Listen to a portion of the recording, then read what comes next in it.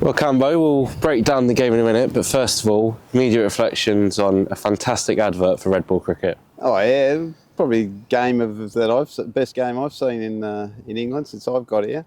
Um, you know, people are going to and ah about the declaration and all that sort of stuff.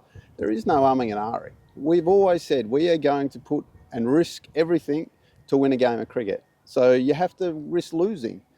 And today we had 20 up our sleeve with numbers 10 and 11 in. So you got to back yourself to do the biz there. So in the end of the day, again, I'm not going to harp on about how good a game it was because it was a bloody good game. They batted really, really well.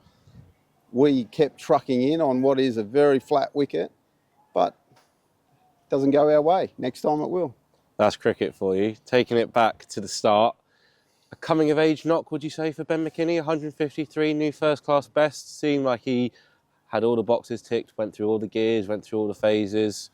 Do you say he's turned a corner? Well, we hope so because, look, he'll admit, I reckon, that, coming into this game, he didn't feel like he was in the best of nick. And, sometimes it's a bit old school, but sometimes you just got to survive the first 20 or 30 balls and get through. And what we saw, yeah, I agree, a maturing young man who's starting to understand the game. And, to be honest, I thought he actually batted really well in the second innings as well when, we kept losing wickets and he was trying to just maintain his balance and, get a partnership going. So, look, exciting moments for Durham cricket, watching, our young lads do really, really well.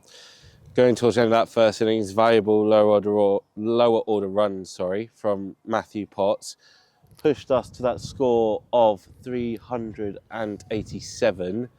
Did you feel you were about par on change of innings? I thought we should have been 450. That would have probably been par, to be honest. The facts are, we lost our way there, and it took Ben Rain and Matthew Potts to get us back on track. So, you score those few extras in the first innings, you probably don't have to bat so long or save your sort of bacon in the second innings. So, there's a couple of moments in the game, that we'll look back on and be a bit disappointed with.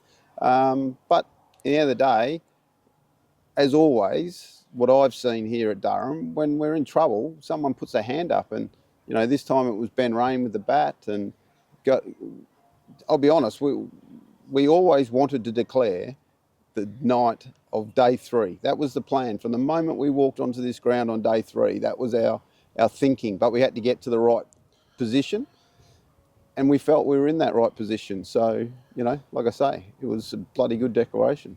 Dan Hogg stepped up with the ball in the first innings, pulled out that seconds game that started on Wednesday, showed good signs there.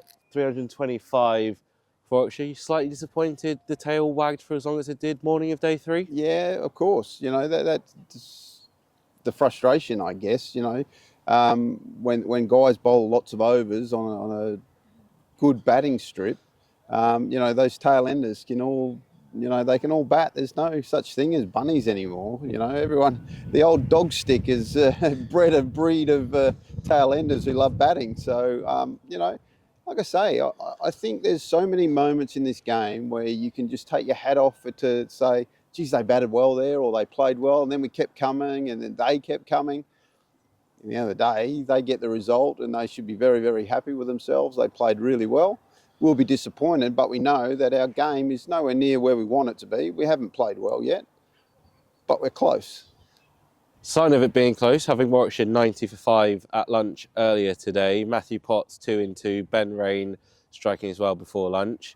I imagine the dressing room was quite happy with the turnaround or the game situation at lunch today. Well, of course, I think again it just showed that when a partnership was going, you just felt you had to somehow manufacture a wicket, and if you got one, you might get 2, and that if you look through the whole game, there appeared that a clumps of wickets, which we just had to keep trying to find a way. And again, mate, a brilliant session of batting from Warwickshire.